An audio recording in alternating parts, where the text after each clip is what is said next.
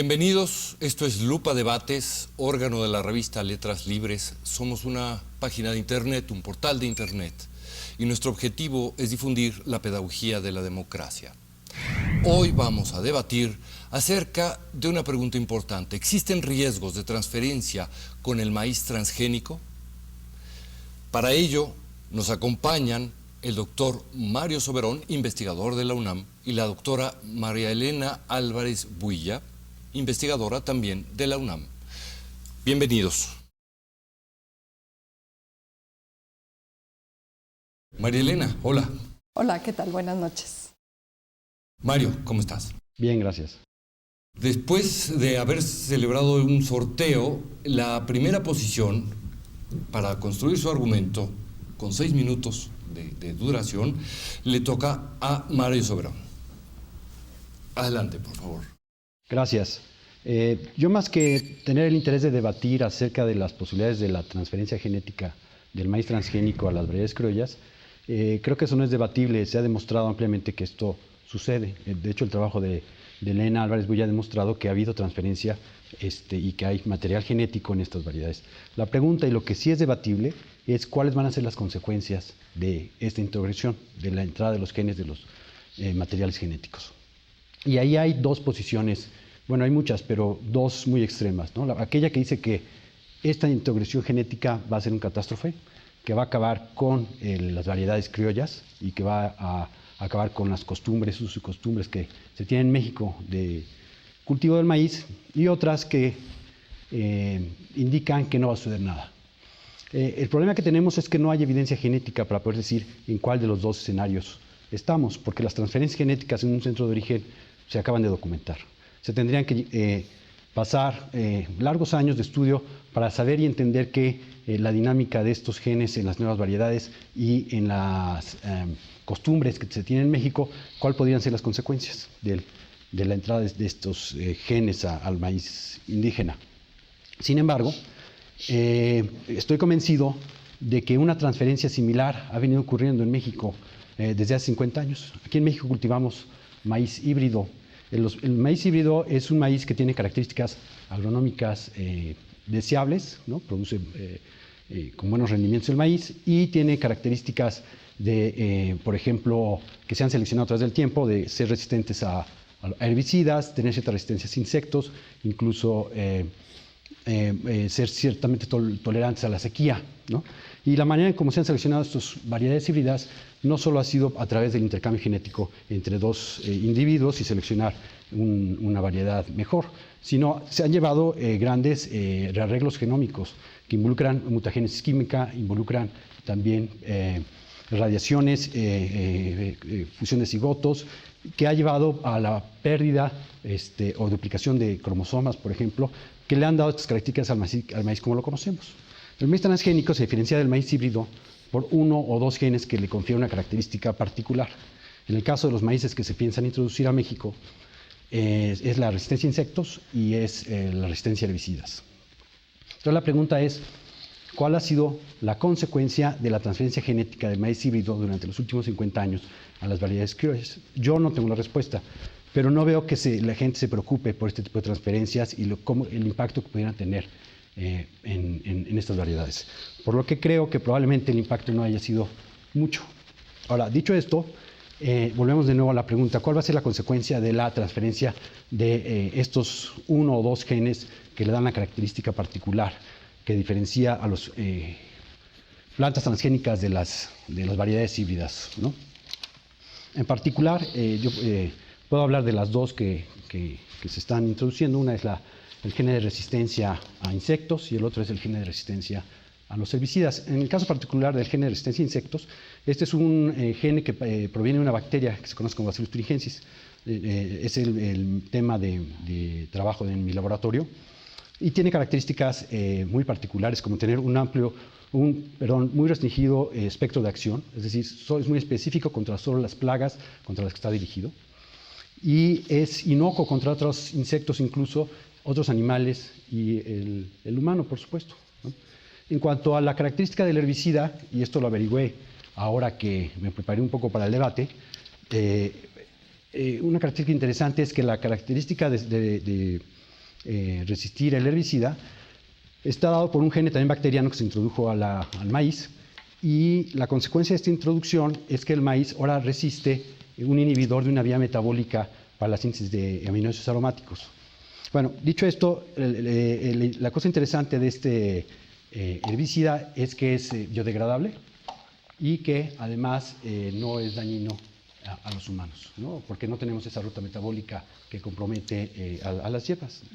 Entonces, estas son, al menos, sobre todo la que sí conozco de más de cerca, que es la de resistencia a insectos, se ha venido utilizando, no en plantas transgénicas, pero sí como productos asperjables en la agricultura desde hace 50 años. Y su éxito no ha sido tan contundente porque muchos de los insectos que se quieren controlar en la agricultura son insectos barrenadores que se introducen dentro de las mazorcas, por ejemplo, de los tallos del maíz o las raíces, por lo que no ha sido exitoso como un spray, digamos, ¿no? Pero sí en el contexto de la planta transgénica le da una protección muy importante y que sin duda ha repercutido en la disminución sustantiva del uso de insecticidas químicos y también en algunos casos en el aumento de productividad, por lo que creo que no deberíamos dejar pasar la oportunidad de ocupar esta tecnología. Magnífico, muchas gracias. Y pasamos entonces a la etapa de tu cuestionamiento riguroso. Adelante, por favor. Estoy muy contenta de saber que estamos de acuerdo que no es posible la coexistencia sin que haya contaminación.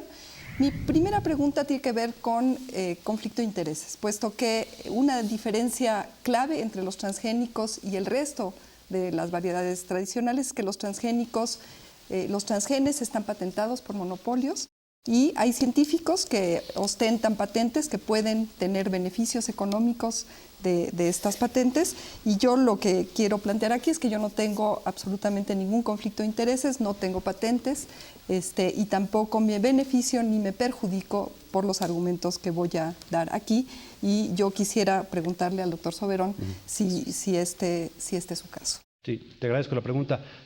Yo en particular no tengo conflicto de intereses porque no recibo ningún dinero de ninguna compañía para defender ninguno de estos avances tecnológicos.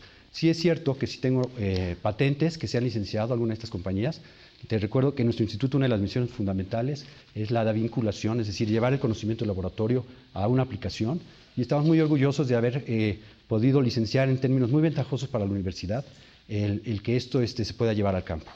Dicho esto, no tengo ningún tapujo para dar mi opinión en contra o a favor de la tecnología. Y también quiero aclarar que no, con eso me conformo.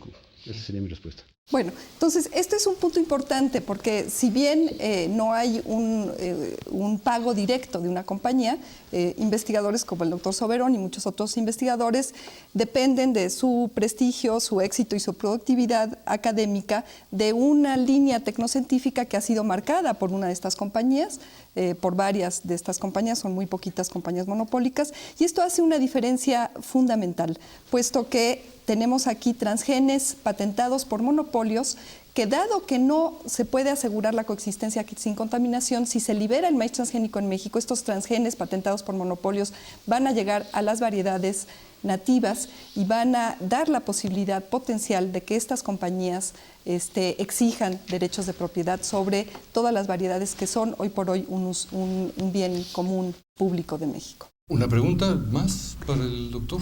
Sí, y la otra pregunta es, ¿cómo es posible que se argumente que no hay evidencia genética de las posibilidades de que los transgenes, que a diferencia de las otras modificaciones, sí son modificaciones artificiales que combinan, rompiendo de manera novedosa las restricciones de recambio genético, genes de bacterias, de virus y de otros organismos, y se tienen muchísimos artículos científicos publicados en Arabidopsis, en muchas otras especies, demostrando que un solo gen puede tener efectos impredecibles muy grandes en la morfología y la fisiología de las plantas. Esta evidencia es suficiente para demostrar que en el caso de que haya transferencia va a haber efectos no deseados en las variedades nativas nacionales. Bien, el tiempo del cuestionamiento ha terminado. María Elena, es es tu argumento y tienes 7 minutos. Muy bien. Bueno, entonces, dado que ha quedado demostrado y acordado entre el doctor Soberón y yo que la coexistencia no es posible en un centro de origen, entonces vámonos a las consecuencias, ¿sí? Los trabajos científicos demuestran que 1 o 2 genes, como los que se están discutiendo en términos de estas líneas transgénicas, pueden hacer diferencias grandes, y sobre todo los transgenes, que son quimeras de material genético de virus, de bacterias y de varios otros organismos, incluyendo plantas y animales, y que incluyen algunas secuencias que pueden causar disrupciones importantes en la regulación, no solamente de los genes objeto de la biotecnología, sino de genes cercanos y de genes lejanos al sitio donde se inserta. En segundo lugar, hay suficientes estudios científicos que demuestran que las proteínas que se están expresando en estas líneas transgénicas pueden tener efectos importantes nocivos en organismos no blanco, y hay suficientes trabajos ya demostrando esto, tanto de plantas como de animales. Además, estos transgenes pueden causar a la larga la emergencia de plagas resistentes y de supermalezas. Esto ya ha ocurrido en Sudamérica, ha ocurrido en Norteamérica, y eso está causando unos costos impresionantes en la agricultura utilizando estas líneas, y esto ha hecho que inclusive Monsanto tenga que compensar a los agricultores, y en los países del tercer mundo donde se ha usado esta tecnología, los agricultores se han visto involucrados en deudas y en cuestiones bastante detrimentales para sus condiciones de reproducción. Pero además se tiene ahora evidencia reciente de que estos transgenes, tanto los que proveen de tolerancia a insectos como de tolerancia o resistencia a insectos y tolerancia a herbicidas, pueden tener efectos importantes también en salud. El caso del glifosato, que es un agrotóxico que se usa en grandes cantidades en Sudamérica, es clarísimo. El doctor Carrasco acaba de publicar un artículo publicado en una revista indizada que demuestra que interfiere en la vía del ácido retinoico y causa problemas de cerrado de tubo neural asociados a malformaciones gravísimas que están siendo documentadas en una gran cantidad de casos en Sudamérica, y que él ha demostrado ya sin dejar lugar a dudas, que en anfibios y en aves el uso de glifosato a concentraciones miles de veces menor al que se está usando en la agricultura está teniendo estos efectos durante el desarrollo de los vertebrados, como somos nosotros, y está asociado a malformaciones que se están presentando en porcentajes cada vez mayores, cercanas a las siembras de transgénicos en Sudamérica, y también probablemente a otros efectos detrimentales en salud, como es cáncer, y efectos bastante importantes en el sistema inmunológico. De esto ya no queda lugar a dudas.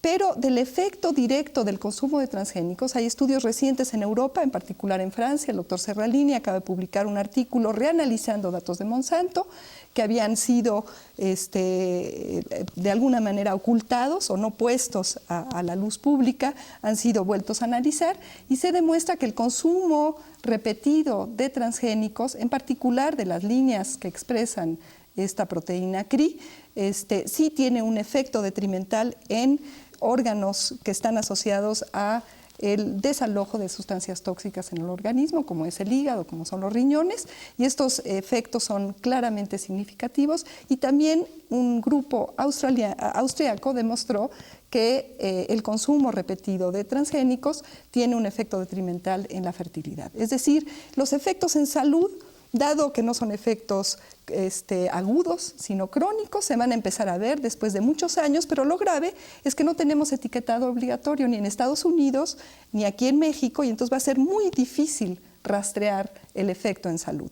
Pero el efecto en ambiente, el efecto en la capacidad de reproducción de lo que es básico para la agricultura, además del 90% de los agricultores de este país, que es la semilla, y es decir, en toda la capacidad de supervivencia de este sector mayoritario en México, inclusive de algunos de los agroindustriales del norte que generarían una dependencia nada conveniente, es clarísimo, puesto que son secuencias que, como el doctor Soberón bien ha dicho, el desarrollo tecnocientífico que ha hecho el Instituto de Biotecnología ha sido licenciado por una de estas empresas monopólicas, por Pioneer, y ellos van a ser dueños de esto y de todos los desarrollos que hoy en día están tratándose de probar en México.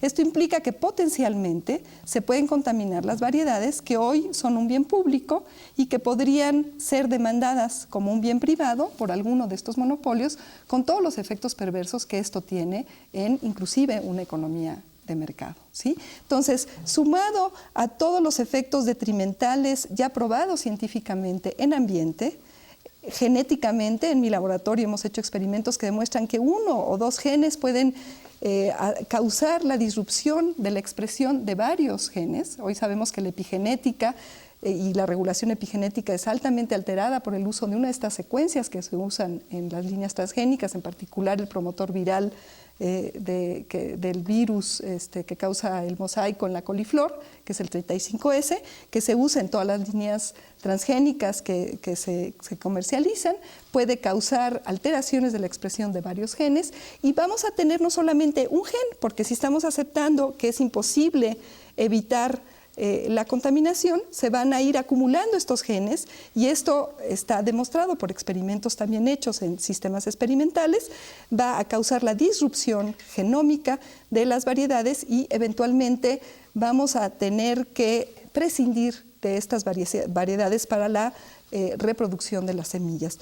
Y yo creo que con estos argumentos es clarísimo y es la base de que no solamente en México, sino en, como bien decía el doctor Soberón, prácticamente en ningún centro de origen o diversidad se ha aceptado la liberación de cultivos transgénicos. Y en México estamos en el momento clave para evitar todas estas consecuencias que además son irreversibles. Magnífico. Ahora, Mario, tu cuestionamiento. De acuerdo. Mi pregunta para Elena fue que si puede responder a mi argumentación acerca de las consecuencias de la transferencia genética de los maíces híbridos, que esencialmente tienen las mismas capacidades que los maíces transgénicos, marcadores seleccionables y muchos arreglos genómicos que también pueden alterar con los argumentos que acabas de dar a las variedades criollas. No, hay diferencias cualitativas fundamentales, Mario. Las diferencias tienen que ver con que las construcciones transgénicas combinan de manera artificial y rompiendo restricciones que todavía no entendemos bien a bien, genomas que en la naturaleza normalmente no se combinan de esa manera. Y además se insertan consecuencias que hacen más dinámico a el proceso de expresión genética de las plantas. Entonces, tenemos una transformación genética que es cualitativamente diferente al mejoramiento tradicional que se usó en la obtención de los híbridos, en donde no se rompieron las barreras reproductivas ni ninguna de estas restricciones a la integridad genómica de los maíces o de las plantas que se están mejorando. En este caso se está rompiendo artificialmente mediante las técnicas de DNA recombinante, que ciertamente son muy poderosas, y se están combinando de maneras novedosas genomas de organismos muy distintos, que si se pudieran recombinar al azar en la naturaleza no habría diferencias entre humanos y elefantes. El hecho de que haya diferencias entre las diferentes especies claramente distintivas quiere decir que hay restricciones que, si bien todavía no entendemos, se fijan a lo largo de la evolución, y el romper esas restricciones abre riesgos mayúsculos, y además se van a generar contaminaciones irreversibles que implican experimentos que desde mi punto de vista no vale la pena hacer, porque implican riesgos y eventualmente peligros muy importantes. Bueno, en realidad no respondiste a mi pregunta de cuáles serían las consecuencias de la transferencia genética de los maíces híbridos. La otra pregunta que te formulo es acerca de los transgenes que encontraron ustedes en las variedades criollas. Estas se dieron aún en condiciones en donde no hay maíz transgénico sembrado en México. Sí. Y la pregunta es si el hecho de evitar que se siembre el maíz transgénico, que sería evitar una oportunidad de ocupar una tecnología poderosa para disminuir el uso de insecticidas químicos al menos, la pregunta es si no se puede parar este flujo genético, ni aún prohibiendo la siembra de los maíces, ¿qué vamos a hacer? Sí, regresando a la otra pregunta, las consecuencias Ya se ha visto las consecuencias cuando se mezcla el material genético sin romper las restricciones, pues no son mayormente graves, ¿no?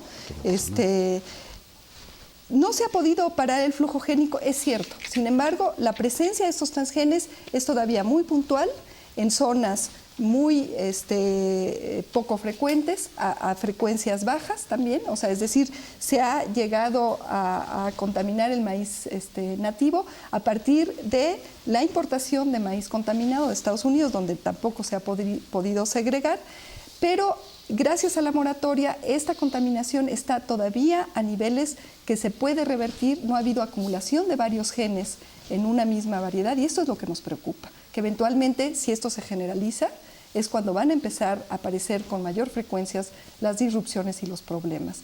Ahora, sí se podría evitar si hubiera una voluntad política real a favor de la bioseguridad y del bien público en este país. Lo que tendría que hacerse es evitar ese flujo génico, evitando que se introdujeran a México granos de maíz viable. Y eso se puede hacer con costos relativamente bajos. Ahora, la tecnología no ha disminuido el uso de agrotóxicos. A partir de la introducción de los transgénicos, el uso de agrotóxicos ha aumentado en el mundo. Queda menos de un minuto. Tienes espacio para una pregunta muy breve y una respuesta muy breve. Lo que no me queda claro, a pesar de que hablas de la epigenética, porque las variedades híbridas y transgénicas son isogénicas, salvo por el transgene. Lo que no me queda claro es esta posibilidad de una catástrofe, porque incluso los híbridos o los maíces transgénicos, fueron seleccionados para que guarden todas las características fenotípicas que tienen los híbridos. De manera que están cuidado que estos eventos catastróficos se hayan quedado fuera. En los eventos de selección, todos estos se desechan y solo se ocupan aquellos que tienen los fenotipos agronómicamente deseables.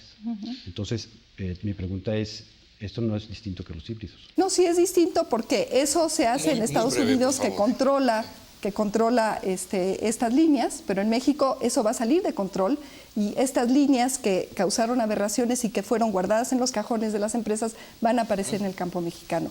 Y esto de una tecnología que no ha aumentado rendimientos y que no ha disminuido el uso de agrotóxicos. Muy bien. ¿Cuentas, Mario, con cuatro minutos para la elaboración de argumentos? Sí. Muy bien.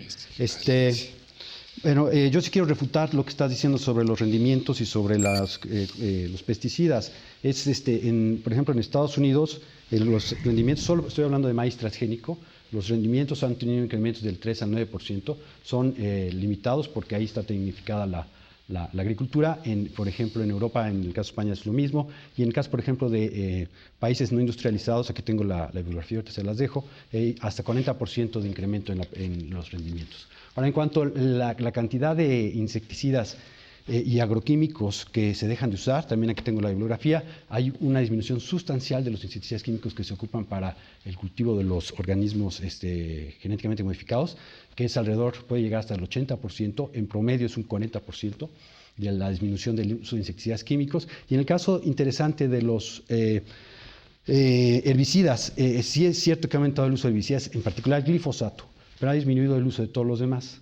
Porque los herbicidas se inventaron con la Revolución Verde, tienen 50 años conviviendo con nosotros, y sí hay otros que son muy nocivos y que se están reemplazando por que a pesar de los argumentos que manejas, yo encontré otros en el sentido contrario, de que no había efectos en el humano.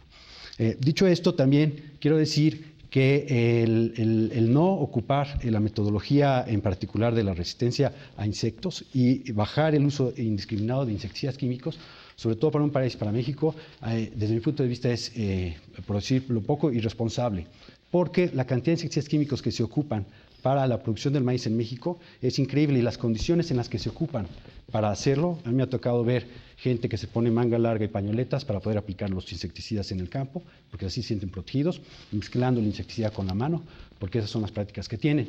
Y el que podamos disminuir sustancialmente el uso de estos insecticidas nos va a evitar, porque estos sí son recalcitrantes. O sea, la verdadera tragedia ecológica, y aquí también tengo una revisión sobre los efectos que han tenido los insecticidas químicos a lo largo de su uso, es increíble. Se han desaparecido montones de especies, anfibios, pájaros, hay una cantidad de daños graves, como los que estabas tú señalando para el glifosato en el humano, ¿no? Cáncer, problemas inmunológicos, y nuestra responsabilidad es empezar a movernos hacia disminuir el uso de estos agroquímicos. Y esta tecnología de las plantas transgénicas lo está haciendo.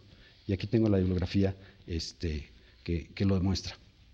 Ahora bien, yo tampoco dije que no podían convivir. Yo dije que sí pueden convivir. Claro que se van a mezclar. Pero, por ejemplo, en España hay un caso interesante de la convivencia de los híbridos, el maíz híbrido en condiciones de convivencia con el maíz transgénico, evitando la polinización. Y el estudio, que también aquí lo traigo, es muy claro en el sentido de que con 40 metros de diferencia entre los cultivos y un desfase en la siembra del cultivo, para evitar la floración al mismo tiempo, se evita la polinización cruzada. De manera que yo sí entiendo tu preocupación, pero creo que, como se dice en estos organismos, hay que tener precaución, pero eso no significa dejar fuera de ocupar tecnologías poderosas que son mucho más amables con el ambiente y que evitan la contaminación recalcitrante con químicos que están realmente acabando están causando muchos problemas ecológicos. Magnífico. Para la refutación o la construcción del argumento final por tu parte, cuentas con 6 minutos. Muy bien. Hay otras alternativas al uso de insecticidas. Estoy de acuerdo, los insecticidas pueden tener efectos en salud y en ambiente detrimentales, sin embargo, hay otras alternativas tecnológicas mucho más adecuadas para México por su biodiversidad.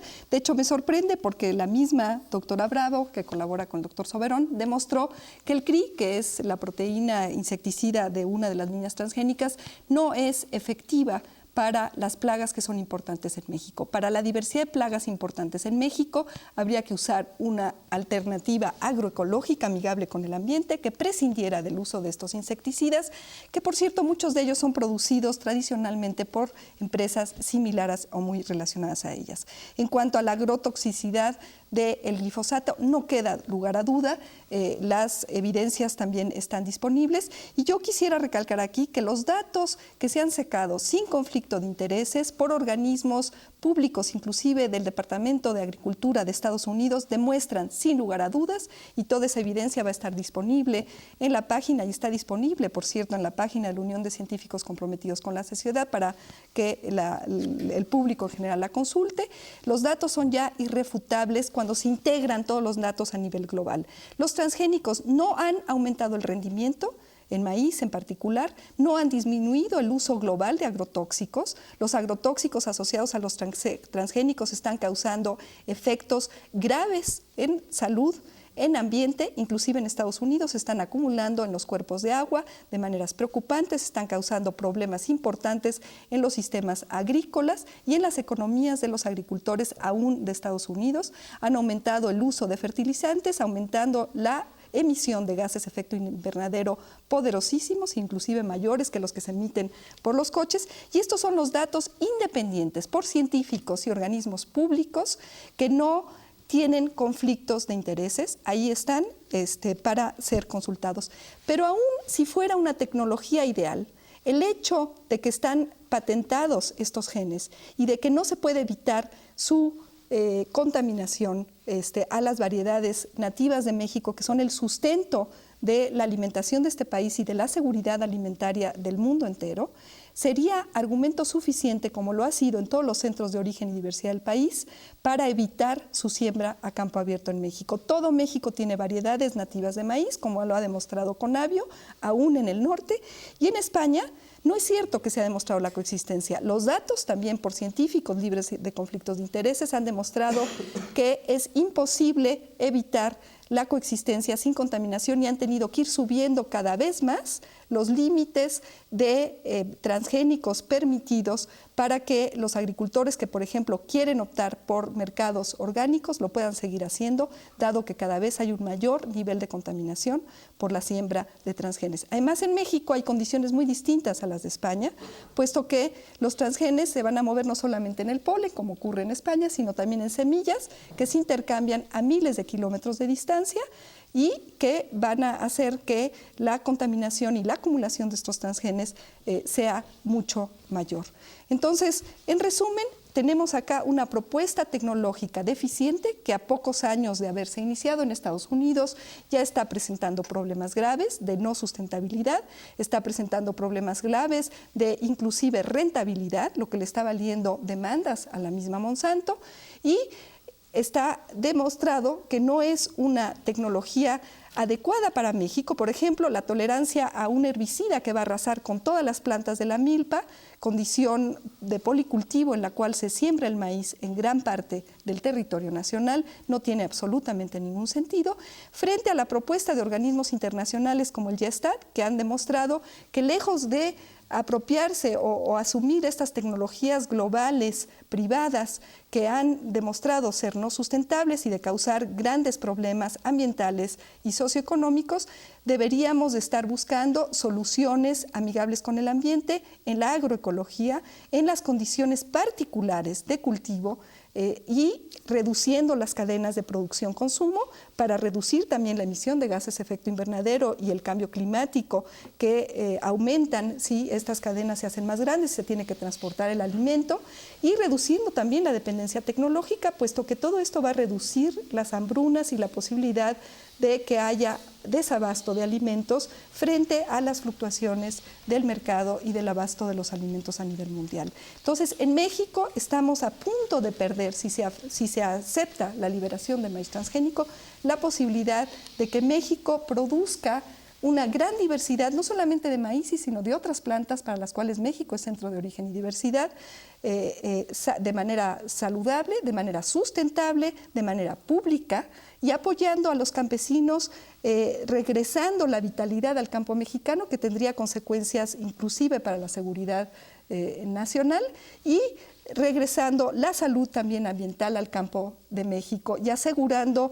un grupo de especies y de diversidad genética que podría ser la base de la seguridad alimentaria del futuro del planeta, y podríamos ser un abastecedor además de alimentos libres de transgénicos, que ante la incertidumbre lo que tenemos que hacer es respetar la ley, respetar los tratados internacionales como el de Cartagena y respetar el principio precautorio que está ahí asentado, y hacer una agricultura apta para un país biodiverso, culturalmente también rico.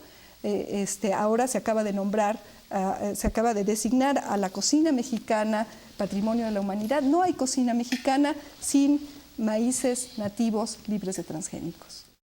Muchísimas gracias. Y para tu conclusión, Mario, cuentas con 3 minutos. De acuerdo. Bueno, quiero hacer ciertas puntualizaciones, nada más.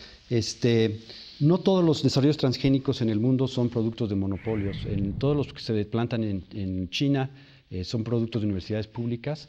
También es el caso en Brasil, algunos de ellos, por ejemplo, la caña de azúcar, también son desarrollos de Embrapa, de que es un organismo público, y yo estoy de acuerdo en que deberíamos invertir en México, en tener instituciones públicas que tengan la capacidad de desarrollar estas tecnologías para que nosotros resolvamos nuestros propios problemas, pero eso no significa que dejemos de utilizar esta tecnología tan poderosa que nos permite bajar el uso de agroquímicos que ahorita están haciendo un desastre en la ecología y en la salud humana.